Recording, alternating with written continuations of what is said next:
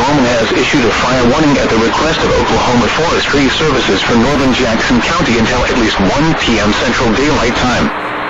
At 11:06 a.m. Central Daylight Time, a dangerous wildfire was located just west of Martha, moving rapidly south at 3 to 5 miles an hour. Areas impacted: areas near Martha and northwest of Altus. Additional information: smoke and fire will present a threat to life and property near Martha and northwest of Altus.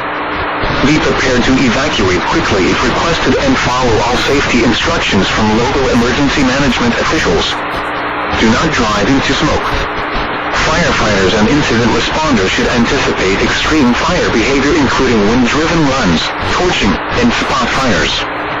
Dangerous fire behavior may exceed traditional offensive suppression tactics and require immediate actions to protect life and property.